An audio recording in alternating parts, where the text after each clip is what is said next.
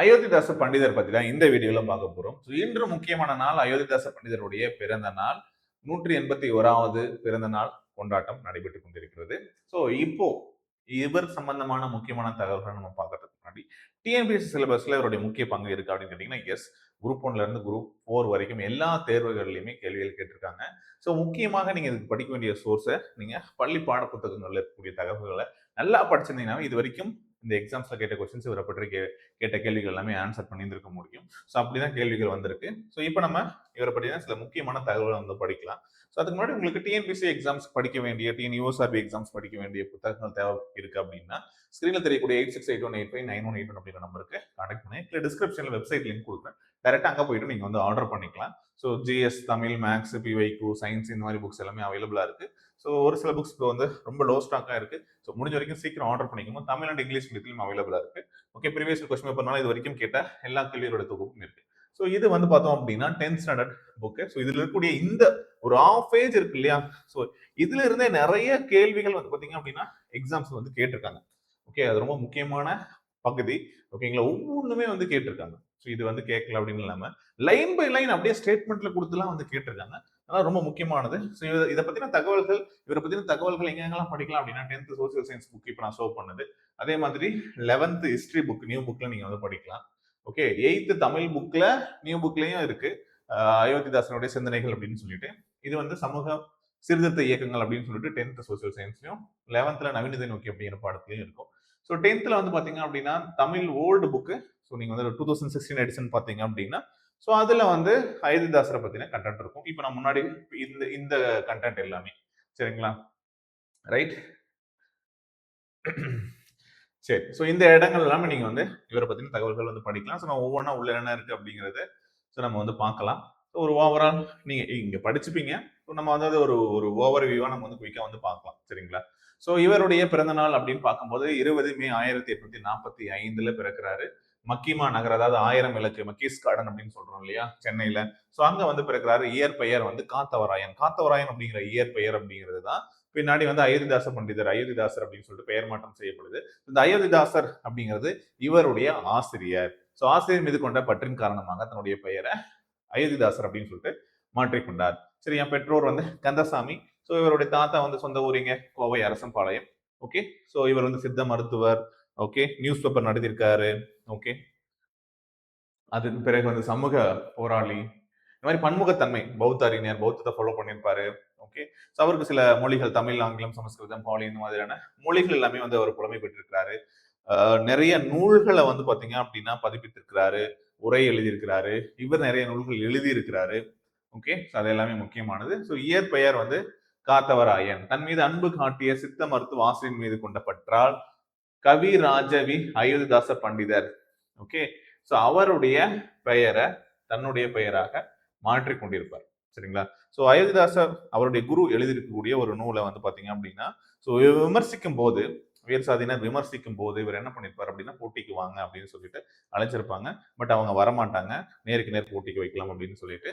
அதன் பிறகு இவர் வந்து அவருடைய ஆசிரியர் வெற்றி பெற்றதாக ஒரு அயோத்திதாச, அதாவது காத்தவராயன், சரியா, அயோத்திதாச பண்டிதர் வந்து அறிவிப்பாரு. பின்னால வந்து பாத்தீங்க அப்படின்னா அவர் நியூஸ் பேப்பர் ஸ்டார்ட் பண்ணும்போது அந்த பாடல்கள் எல்லாமே வந்து பாத்தீங்கன்னா தன்னுடைய நியூஸ் பேப்பர்ல வெளியிட்டிருப்பாரு. சரி. இவரிடம் வந்து பாத்தீங்க அப்படின்னா கல்வி, சித்த மருத்துவம் இதெல்லாமே முறைப்படி கத்துப்பாரு. நான் முதலே சொன்ன மாதிரிதான் பன்முக அறிஞர் அப்படின்னு சொல்லும் போது ஒரு பைசா தமிழன் அப்படிங்கிற ஒரு நியூஸ் பேப்பர் வந்து ஸ்டார்ட் பண்ணி நடத்திருப்பாரு. இதுல என்னுடைய நிறுவனர் ஒடுக்கப்படுவதற்கான குரலுக்காக இந்த இது இருக்கும். அதே மாதிரி மருத்துவர், சித்த மருத்துவராகவும் இருந்திருப்பாரு. ராயப்பேட்டையில புத்திஸ்ட் மெடிக்கல் ஹால் அப்படிங்கிறத நிறுவி இருப்பாங்க. அது ஒரு ரொம்ப முக்கியமானது. இவருக்கான புலமை தமிழ், ஆங்கிலம், சமஸ்கிருதம், பாலி இதுல மொழி புலமையும் அவருக்கு வந்து இருக்கு அப்படிங்கிறது முக்கியமானது.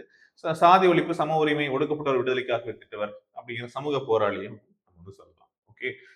இதுல முக்கியமானது வந்து பாத்தீங்க அப்படின்னா என்னென்னலாம் எக்ஸாம்ஸ்ல கேட்கிற கூடிய கண்டென்ட் அப்படின்னு பார்த்தா இது. 1876 அத்வைதானந்தா சபை அப்படிங்கிற ஒண்ண ஸ்டார்ட் பண்றாங்க. இப்போ 1876 அப்படியே கேட்பாங்க. நீலகிரியில பழங்குடியின மக்களை ஒருங்கிணைப்பதற்காக நிறுவப்பட்டது இந்த அத்வைதானந்தா சபா. 1882ல திராவிடர் கழகம் அப்படிங்கறத ஸ்டார்ட் பண்றாங்க. யார் கூட இணைந்து அப்படின்னா ஜான் ரத்னம் அப்படிங்கிறோட இணைந்து இந்த திராவிடர் கழகம் அப்படிங்கிறத ஸ்டார்ட் பண்ணுவாங்க. பெரியார் ஸ்டார்ட் பண்ண திராவிடர் கழகம் வேற, ஜான் ரத்தன் கூட இருந்து அயோத்திதாச பண்டிதர் ஸ்டார்ட் பண்ணது இது 1882. ஓகே, சரி. அதே மாதிரி 1891 திராவிட சபை, சரியா, திராவிட சபை அப்படிங்கிறத நிறுவியிருப்பாங்க. நீலகிரியில இதனுடைய முதல் மாநாடு, ஒடுக்கப்பட்டோருக்கான முதல் மாநாடும் நடைபெற்றிருக்கும். சரிங்களா. பஞ்சமர் மகாஜன சபை, சரியா, ஆதி திராவிடர் மகாஜன சபை அப்படின்னு சொல்லுவாங்க. அதை வந்து ரெட்டமலை சீனிவாசனுடன் இணைந்து 1992 ஸ்டார்ட் பண்ணியிருப்பாங்க. ஓகே, இவர் அதாவது அயோத்திதாச பண்டிதர் ரெட்டமலை சீனிவாசனுடைய தங்கைய திருமணம் செஞ்சிருப்பாரு, இரண்டாவதா திருமணம் செஞ்சிருப்பாரு. ஓகேவா, ரைட். 1898 வந்து பார்த்தோம் அப்படின்னா சாக்கிய பௌத்த சங்கம், சாக்கிய பௌத்த சங்கம் அப்படிங்கிறத நிறுவியிருப்பாரு. பௌத்த மறுமலர்ச்சிக்காக நிறுவப்பட்டது. ஸோ அது எப்படி நிறுவுறாரு அப்படின்னா ஆல்காட், நல்ல ஆல்காட் பிரம்மஞான சபை நிறுவியிருப்ப பார்த்திருப்போம். ஸோ அவரோட கிடைக்கக்கூடிய நட்பு மூலமாக அவர் அங்க இங்கிருந்து வந்து பாத்தீங்க அப்படின்னா இலங்கைக்கு, சென்னையில இருந்து இலங்கைக்கு போயிட்டு ஸோ அங்க வந்து என்ன பண்ணிருப்பாரு அப்படின்னா பௌத்தத்தை தழுவிருப்பாரு. ஓகே, ஸோ இதுல அது ஒண்ணு நம்ம பார்க்கலாம். ஸோ நீலகிரி மாநாடு 1992 இந்தியாவிலே முதலாக இடஒதுக்கீடு கோரிக்கையை முன்வைத்தார். கல்வி, வேலைவாய்ப்பு மற்றும் அரசியல் பிரதிநிதித்துவம் அப்படிங்கிறது வேணும் அப்படின்னு கேட்டிருப்பாரு. என்ன தீர்மானங்கள் அப்படின்னு பார்த்தோம் அப்படின்னா ஒடுக்கப்பட்டோருக்கான உரிமை சாசனம், வேலைவாய்ப்பு, கல்வியில ஒடுக்கப்பட்டோருக்கான பிரதிநிதித்துவ உரிமை, பஞ்சமி நிலங்கள், நிலமற்ற ஏழைகளுக்கு பல்லாயிரக்கணக்கான ஏக்கர் பஞ்சமி நிலங்களை பெற்று தருதல், பெண் கல்வி சம உரிமை, ஆணும் பெண்ணும் சட்டபூர்வமான சம உரிமை, பெண்களுக்கு தொழிற்கல்வி, இதெல்லாம் கொடுக்கணும் அப்படிங்கிற மாதிரி சில விஷயங்களை சொல்லியிருப்பாரு. ரைட். அதே மாதிரி இந்த மக்கள் தொகை கணக்கெடுப்பு நடக்கும்போது 1981 1991 மக்கள் தொகை கணக்கெடுப்புல ஒடுக்கப்பட்டோரை இந்துக்கள் அப்படின்னு சொல்லிட்டு அவங்க வகைப்படுத்தியிருப்பாங்க, இந்துக்களோட சேர்த்து. சோ அப்படி இல்லாம அதாவது ஆதி தமிழர் அப்படின்னு சொல்லிட்டு பதிவு சொல்லி கோரிக்கை விடுத்திருப்பாரு. ஓகேங்களா, சாதியற்ற திராவிடர்கள் சோ அப்படிங்கிற மாதிரி கொண்டு வாங்க அப்படின்னு சொல்லியிருப்பாரு. சரிங்களா. சோ தலித் மக்களை குறிக்க ஆதி திராவிடர் அப்படிங்கிற வார்த்தையை முதல்ல பயன்படுத்தியவர் இவர். சாதியற்ற திராவிடர், கேஸ்ட்லெஸ் திராவிடியன்ஸ் அப்படின்னு சொல்லிட்டு 1891 நடைபெறக்கூடிய மக்கள் தொகை கணக்கெடுப்புல இந்துக்கள் அப்படிங்கிற கேட்டகரிக்குள்ள சேர்த்தாம எங்களை சாதியற்ற திராவிடர்கள் அப்படின்னு சொல்லிட்டு எங்க ரெக்கார்ட் பண்ணுங்க அப்படின்னு சொல்லியிருப்பாரு. ஓகேங்களா, சரியா. ஒடுக்கப்பட்ட மக்கள் உண்மையில பௌத்த மதத்தை பின்பற்றிய பூர்வக்குடி மக்கள், ஆனா ஆரிய படையெடுப்பால் அதிகாரம் இழந்தார்கள் அப்படின்றதையும் சொல்லியிருப்பாரு. சரிங்களா. ஏன்னா இவங்க வந்து சாதி அமைப்புக்கு வெளியில இருக்கிறதுனால சாதியற்ற திராவிடர்கள் அப்படின்னு சொல்றதையும் சொல்லியிருப்பாங்க.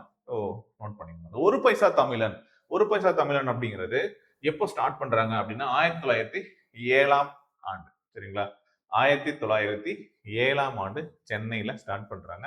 ஓகே, ஸோ இது வந்து பின்னாடி 1908 பார்த்தோம் அப்படின்னா தமிழன் அப்படின்னு சொல்லிட்டு எல்லாரும் ஒரு பைசா தமிழன் தமிழன் பெயர் மாத்தங்கன்னு சொல்லி கேட்டுக்கிட்டார்.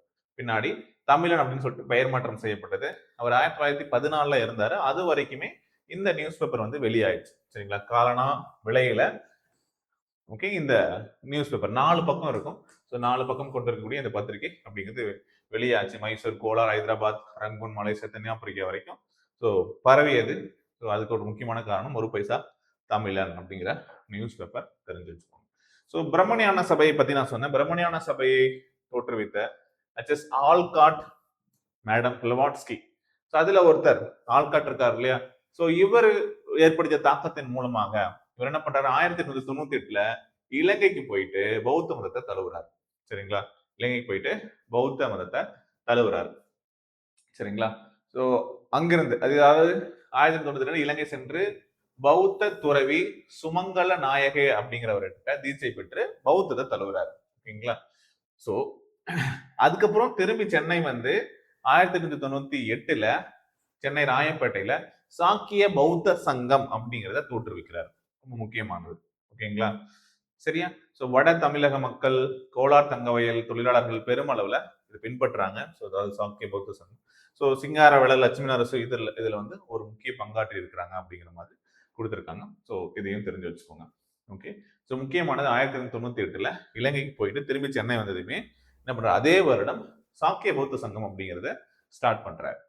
ஓகே, ஸோ முக்கியமாக எழுதிய நூல்கள் புத்தரது ஆதிவேதம், இந்திரர் தேச சரித்திரம், விவாக விளக்கம், புத்தர் சரித்திரப்பா. பதிப்பித்த நூல்கள் போகர் 700, அகத்தியர் 200, சிமிட் ரத்தின சுருக்கம், பாலவாகடம். உரைகள் அதாவது திருக்குறளுக்கு உரை, புதிய உரை 55 அதிகாரங்களுடன் நின்றுச்சு. ஏன்னா அதுக்கப்புறம் அவர் இறந்திருப்பாரு, அதனால பாதியில நின்றுருக்கும். ஸோ திருக்குறள். ஓகேங்களா, திரிக்குறள் அப்படின்னு சொல்லிட்டு திருவள்ளுவர் ஔவையார் படைப்புகளுக்கு பௌத்த அடிப்படையில புதிய விளக்கத்தை கொடுத்திருப்பாரு. சரிங்களா? சோ 25 நூல்கள், 30 தொடர் கட்டுரைகள், 15 சுவடிகளுக்கு உரை எழுதியிருக்கிறாரு. இதையும் நீங்க வந்து தெரிஞ்சுக்கோங்க. தனிப்பட்ட வாழ்வும் சித்தாந்த மாற்றம். சோ அவர் வந்து பர்மா பையன், முதல் மனைவியுடன் தோடர் பழங்குடியின பெண் அவங்க. சோ பர்மா சென்று 10 ஆண்டுகள் கூலி தொழிலாளர்களுக்காக பாடுபட்டிருப்பாரு அங்க. சோ இரண்டாவது திருமணம் நம்ம பார்க்கும்போது நான் சொன்னேன், இரட்டைமலை சீனிவாசனுடைய தங்கை தனலட்சுமியை மணந்திருப்பாங்க.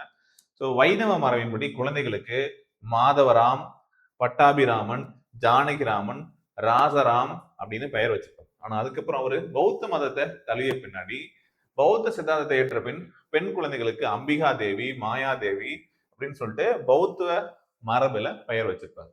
ஸோ அதுவும் தெரிஞ்சுக்கோங்க.